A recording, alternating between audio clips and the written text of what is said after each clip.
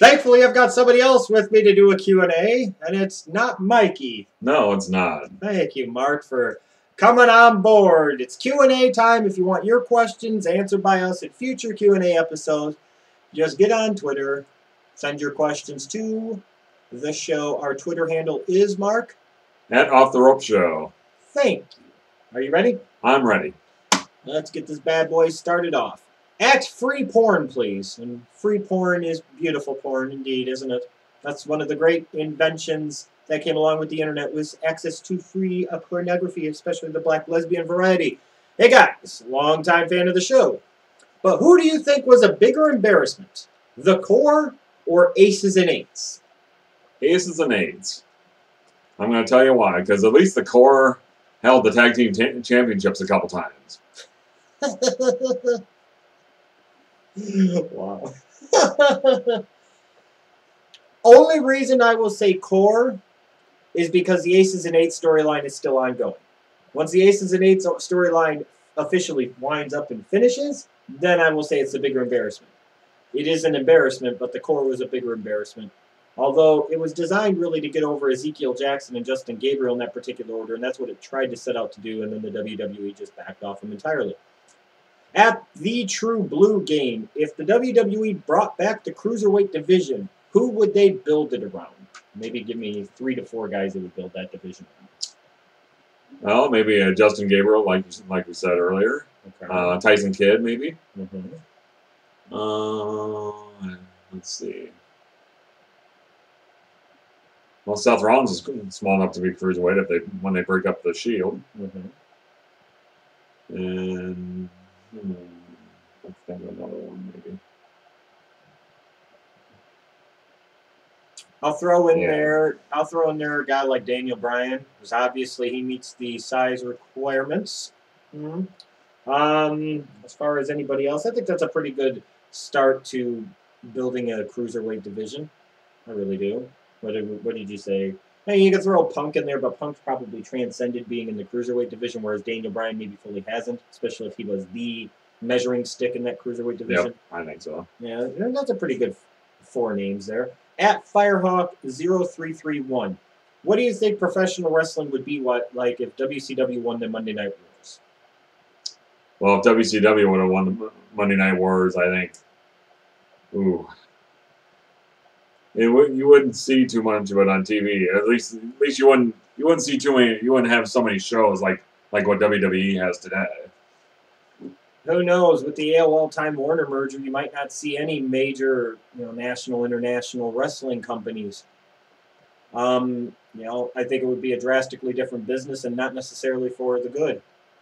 At Evan_Voorhees, would Taker versus Rock at WrestleMania 30 be a fitting end to Taker and even Rock's career? Yeah, I think you could say that, just because Taker and Rock they've never had a matchup at WrestleMania, so it would probably be a good fitting end. It would feel like a big match, even though it kind of feel like I mean, if you were going to do a name from the past versus a name from the past, I'd still rather see Taker versus Sting. Hey, that's just me, even though I know Sting's not that great in the ring anymore. It'd be a fitting end to Taker and Rock's career, perhaps. Maybe not the best, but it would be a fitting one. One last huge WrestleMania match. At Adish_Nibber, what are your favorite Miss Elizabeth moments, and how would you rank her with the women and managers of wrestling? Favorite Miss Elizabeth moment? I think one of them would have to be at WrestleMania 7 when she came out to get rid of Sherry. That's got to be one. You could sit there and talk about the wedding ceremony at SummerSlam, Match Made in Heaven, SummerSlam 91. I could point back to the finish of SummerSlam 88 when she took off the dress. It was very corny, but it was also very cool. Lots of moments. I think the way they broke up the Mega Powers leading into WrestleMania 5 with her being backstage and her bad acting. Where would you rank her in terms of the women and managers of wrestling? You could probably put her in the top 5. I mean, she really was the original diva in WWE. I think sometimes she gets a bad rap because a lot of people see that they don't think she really did a whole. in that sense, I think that was her genius. She was designed, especially when Savage was a heel, she was designed to be that built-in heat getter for him, because anytime maybe he was getting over to be likable because he was a really good performer, he could treat her like shit just like that and instantly be one of the most hated men in the building and on TV. So, that was part of her genius, was being wholesome, being innocent, being pure, at least in the way she was presented to us, and being a beautiful woman. Would I rather maybe have somebody like a Luna Vachon or a Sherry Martel? Yes. But Liz is one of the all-time greats in terms of women and their impact on the business, and sometimes I think it gets underestimated and underrated. At Danya Todd 18, how do you feel about people saying LeBron is better than Jordan? I think I'll let you take that one. It's kind of funny because when LeBron was in high school, I said way back when in 2002, 2003, that I thought if there was anybody from a physical standpoint that ever could potentially be better than MJ, it would be LeBron. Unfortunately, it takes more than physical skills. You've got to have it here. You've got to have it here. There are certain other things besides just physical talent and ability that make you a truly great player. LeBron will never be Jordan, no matter how hard he tries. And I don't say that as the ultimate Jordan mark that would never acknowledge somebody being better than Jordan. If somebody ever truly was better than Jordan, then I would acknowledge it. LeBron's never going to be better than Jordan. It's just never going to happen. Is he going to be perhaps one of the 5 greatest players of all time? Yes. Could he end up being the 2nd greatest player or 3rd greatest player of all time? Yes, perhaps. But he'll never be better. LeBron will never be better than Jordan. And the people that are saying that now are either morons that didn't watch Jordan back in the day, or they're just morons trying to be different and trying to troll, and obviously not using logic or common sense or any statistical evidence whatsoever. At I am AVB11, do you think Bobby Roode, Austin Aries, and James Storm could be main event players in WWE? Let's take a look at each one. Bobby Roode, do you think he could be a main event guy in WWE? Yeah, I do. It just depends on how they would package him. If they would do it right with him, he definitely would be a main event. So the bigger, more important question is, would WWE look at Bobby Roode and say, we can make him a main eventer? Forgetting how you're going to package him or whatever, would they see a main event guy in Bobby Roode? Yeah, that's kind of hard to say, but I think as far as I really do think they could see. What about Austin Aries? Well, they kind of made Daniel Bryan kind of somewhat of a main eventer, so I could see them doing the same thing with him. What about James Storm? Would they look at him just as a performer, regardless of gimmick or anything else, just as a performer? Do you think he would be viewed as a main event talent? Probably not. You think he'd be the semi-main event type guy, or the mid-card guy? I think he could be something like that. Yeah, I would tend to agree. I think they would look at Bobby Roode to potentially see main eventer. Austin Aries, they'd see main eventer. James Storm, I'm not so sure.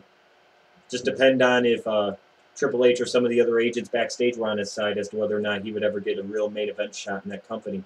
At Damon King 5, which match would you rather see at WrestleMania? Punk versus Austin or Rock versus HBK? Well, considering we never saw either one, I think I would probably rather see Punk against Austin. I'll take Rock versus HBK. I'd want to see either one of them, just to be a little different. At Big Willie 07, why in the blue hell is Honey Boo Boo not the WWE champion? Calm down. Calm down. Calm down. It's okay. Hashtag Honey Beef Mode. And yes, ladies and gentlemen, it is catching on. Don't buy the propaganda and the BS from people saying Honey Beef Mode is not catching on. Yes, it is. It is too. But she understands that she can't be WWE champion, because that is the job eventually for Brad Maddox. That is correct. It's okay. We just need to be more concerned about Honey Boo Boo getting on the WrestleMania 29 card. At the Ben Wardy, if Hogan was your hero in the WWF days, who was your favorite wrestler in the AWA days? AWA days would either be the Midnight Rockers or Baron von Raschke. Who was your favorite in the AWA days? You go farther back with the AWA, obviously. Well, obviously, I didn't get to see a lot of the like the early '80s of AWA when Hogan was there, but I like you said, I was always into the Midnight Rockers. I was into I've done to them for sure. Don't say Greg Gagne. No, not Greg Gagne. Oh, God, they used to force him down everybody's throats. Look at Greg Gagne. Look at that flying one-footed drop kick. It's the most spectacular thing you've ever seen. This guy's going to be a straight bona fide main event motherfucker in the AWA. I thought you were going to say Nick Bockwinkel. Okay. I'm sure that's what Metal D would say. He'd be like, here, Nick Bockwinkel was almost as good as Tully Blanchard, but he wasn't Tully Blanchard, so he's not quite as good. Nick Bockwinkel wasn't the fifth member of the Four Horsemen either. So who was? Tully Blanchard. Now you want to talk about things, ladies and gentlemen, that should have gotten over, that it astounds me that it hasn't. The Tully Blanchard dance. This is fucking ridiculous. It's an outrage. But Nick Bockwinkel, he was a great world champion, especially in the territorial days. At M Hall 080382, what do you think will be the main storyline in 2013 in the WWE?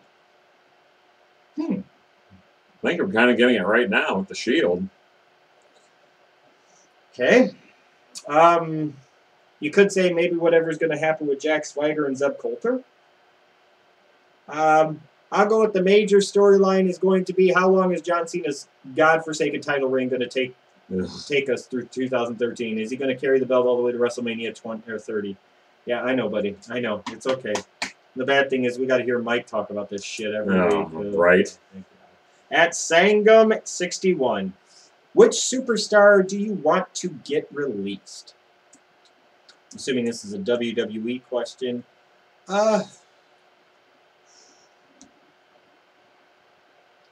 To be honest with you, the only people that I would want to get released are those that have made so much money that it wouldn't matter to them anyway. So guys like Cena and Orton, if they got released, you'd have no choice but to make new stars. I'll go with those two. Well, as far as somebody that's never on TV, how about McGillicuddy? You want him to get released, though, or you think he will? This is a No, question of do I want him to get released? No.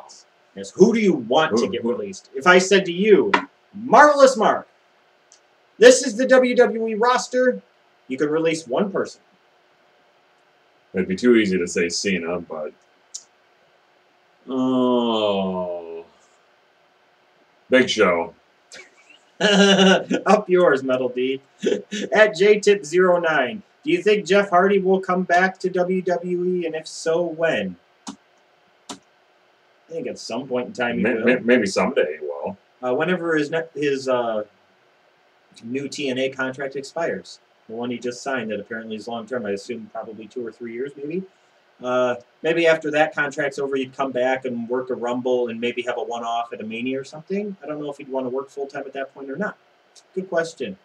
Just remember, everyone, if you want your questions answered on future Q&A videos, you can submit your questions to us on Twitter. Our Twitter handle is, Mark? At Off the Rope Show. Thank you, everyone. Make sure you subscribe to this channel. It's down below now. It's kind of stupid. It used to be up above. This is one of those changes they shouldn't have made. Of many that Google shouldn't have made. We'll see you later.